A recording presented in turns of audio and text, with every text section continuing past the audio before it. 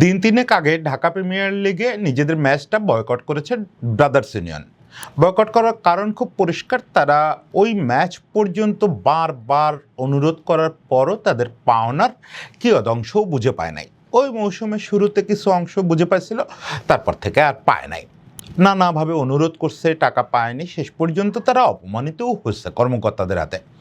এইটার প্রতিবাদে তারা ম্যাচ বয়কট করছে এবং বিসিবি তাৎক্ষণিক একটা শাস্তির কথা জানাচ্ছে যে ব্রাদার্স ইউনিয়ন যেহেতু অপরাধ করছে, ব্রাদার্স ইউনিয়নকে রেলিগেটেড করা হবে।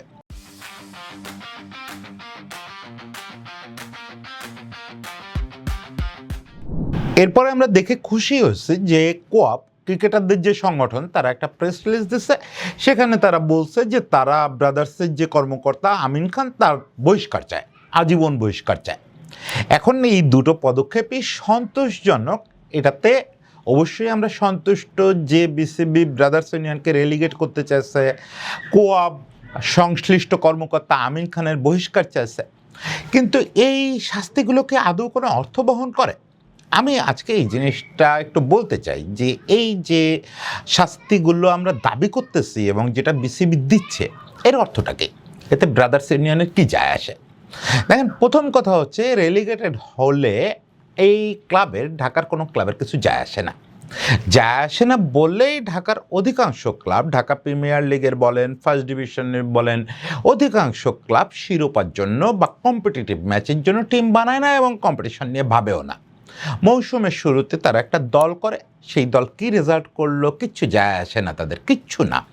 ইভেন তাদের যে টাকা পয়সা দিতে হবে সেটা নিয়েও তারা বদার না। তারা বিসিবি থেকে যে টাকাটা নেয় সে টাকাটাও যে ভাগ করে দিয়ে দিবে খেলোয়াড়দের, সেটুকুও করে না। কেন করে না? কারণ হচ্ছে তাদের রেলিগেটেড হয়ে গেলে, ট্রফি হারালে কিছু হারায় না তারা। পৃথিবীতে বিরল একটা ব্যাপার এই বাংলাদেশে যে প্রিমিয়ার থেকে শুরু করে থার্ড ডিভিশন পর্যন্ত প্রত্যেক লিগের প্রত্যেকটা দলের একটা করে কাউন্সিলর আছে।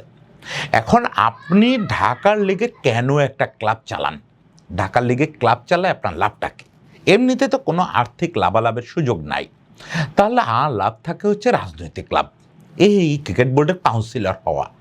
সেটাকে অন্তত লোভনীয় রাখেন, সেটাকে অন্তত কিছু লোকের জন্য চুজি রাখেন, সেখানেও গড়পড়তা।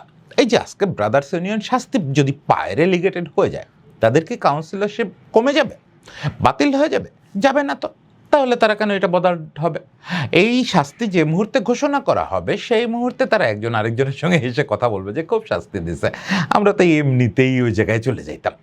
এটা কোনো শাস্তি না, এটা তাদের জন্য বরং এক ধরনের পুরস্কার। কারণ ব্রাদার্স ইউনিয়ন গত কয়েক বছর ধরে এই কাজ করে যাচ্ছে, নিয়মিত খেলোয়াড়দের টাকা দিচ্ছে না। আজকে তাপস বসু লিখছেন যে 22 বছর আগের পাওনা পাবে তারা এখনও।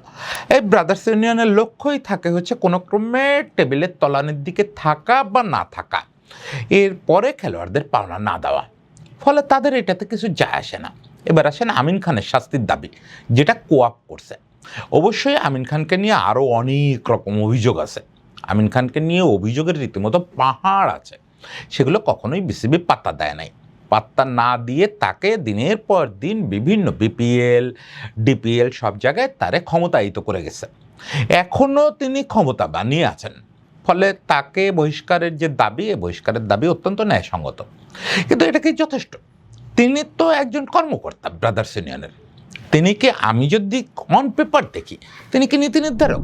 আমিন খান এবং আমের খান ব্রাদার্স ইউনিয়নের ফুটবল এবং ক্রিকেটের দুজন কর্মকর্তা, দুই ভাই। তারা তো কেউ নীতি নির্ধারক না, অন্তত অন পেপার নীতি নির্ধারক না। শাস্তিটা তো তবে নীতি নির্ধারকদের।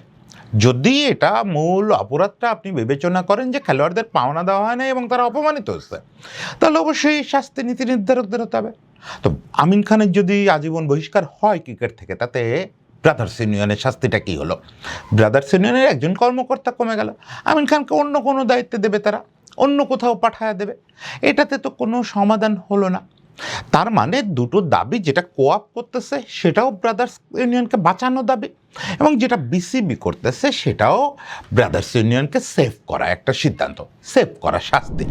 এটা হচ্ছে শাস্তি দিয়ে এবং শাস্তির দাবি করে কার্যত ওই ক্লাবটাকে বাঁচায় দেওয়া এবং ক্লাবটার ফেস রক্ষা করা, এছাড়া আর কিছু না।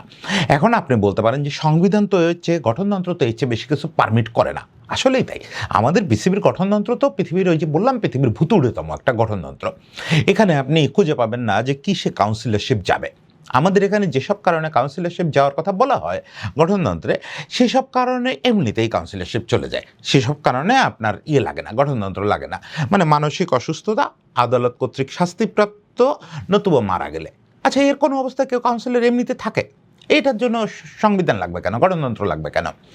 আপনি তো সুনির্দিষ্ট কিছু ধারা যোগ করবেন যে এইসব অপরাধে ডিসিপ্লিনারি যদি সাজা পায়, ক্রিকেটীয় অপরাধ যদি কেউ করে, ক্রিকেটারদের অপমান করে, যেমন এর আগে আমরা বুলবুল ভাইয়ের কমিটির সময় দেখেছি যে বুলবুল ভাইয়ের কমিটির একজন কর্মকর্তা তিনি ক্রিকেটারদের তীব্রভাবে অপমান করতেছেন, বোর্ডের কারো কথা শুনতেছেন না, তারপরেও গঠনতন্ত্র বলতেছে তার কাউন্সিলরশিপ কেড়ে নেওয়ার কোনো সুযোগ নাই।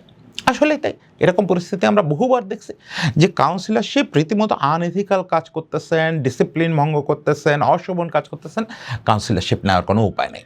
এই গঠনতন্ত্রটা অত্যন্ত আনফেয়ার, অন্যায্য, যতভাবে আপনি বলতে পারেন সব কিছু।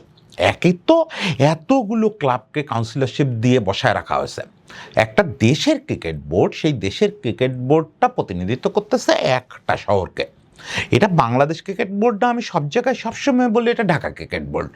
এটা কোনোভাবেই ঢাকার বাইরের কোনো কিছুকে প্রতিনিধিত্ব করে না, খুব নামে মাত্র কিছু সরকারি প্রতিনিধিত্ব করে। জেলা ও বিভাগীয় ক্রীড়া সংস্থায় মূলত সরকারের কিছু লোকজন কাউন্সিলর হয়ে আসেন, তাদের ভেতর থেকে কিছু ডিরেক্টর আসেন। খেলোয়াড়দের ভেতরেও তাই, এনএসসির কোটা, বিশ্ববিদ্যালয়ের কোটা, সবই তাই। কোথাও ক্রিকেটের কোনো প্রতিনিধিত্ব নাই, একমাত্র ক্রিকেটের প্রতিনিধিত্ব আছে ঢাকার ক্লাবগুলোর, এবং সেখানে আবার সবগুলো ক্লাবের প্রতিনিধিত্ব, ঢাকার বাইরের কোনো ক্লাবের কোনো প্রতিনিধিত্ব নাই। এরকম আজগুবি গঠনতন্ত্র এবং কাঠামো পৃথিবীর কোথাওই নাই। ফলে এর আজগুবি, এই গঠনতন্ত্রের আজগুবিত্ব বলে শেষ করা যাবে না। কিন্তু আপাতত এটুকু বলে যে এই গঠনতন্ত্র আসলেই শাস্তির কোনো ব্যবস্থা রাখে নাই। শাস্তির কোনো ব্যবস্থা যদি নাই রাখে, তাহলে আপনি ব্রাদার্স ইউনিয়নকে রেলিগেট করবেন কী করে? তাহলে আপনি আমিন খানকে শাস্তি দেবেন কী করে? সেগুলো তো নির্বাহী আদেশে করতে হবে, সিসিডিএমের নির্বাহী আদেশে করতে হবে এবং বিসিবি প্রেসিডেন্টের নির্বাহী আদেশে করতে হবে। সেটাই যদি করা যায়, তাহলে কেন না যে ব্রাদার্স ইউনিয়নের নীতি নির্ধারকরাও সেই শাস্তি পাবেন? কোয়াপ কেন তার প্রেস রিলিজে লিখবে যে 7 জুন নির্বাচনের পরে আমরা এটা নিয়ে কথা বলবো? নির্বাচনের আগেই তো এটার ফয়সালা হতে হবে। আগামীকালকে নির্বাচনে এরকম একটা ক্লাবের কাউন্সিলর কেন ভোট দিতে পারবেন যে কাউন্সিলর রীতিমতো খেলোয়াড়দের সঙ্গে, খেলোয়াড়দের দেনা পাওনা নিয়ে অন্যায় করার অভিযোগে অভিযুক্ত? যদি ব্যাপারটা ফয়সালা করতে হয়, তাহলে তো এটা নির্বাচনের আগেই করা উচিত ছিল। কোয়াপ কি তাহলে জাস্টিস বেছে বেছে করতে চায়? কখনো তারা খেলোয়াড়রা অপমানিত হলে বিপিএল বন্ধ করে দেয়, কখনো তারা খেলোয়াড়রা অপমানিত হলে এবং টাকা না পেলে শুধু একটা প্রেস রিলিজ দিয়ে জানায় দেয় যে অমুক দিনের পরে আমরা কথা বলবো এটা নিয়ে। জাস্টিস কি তাহলে জায়গায় জায়গায় বদলে যায়? এই প্রশ্নটা করার জন্য আজকে কথা বললাম। সবাই ভালো থাকবেন।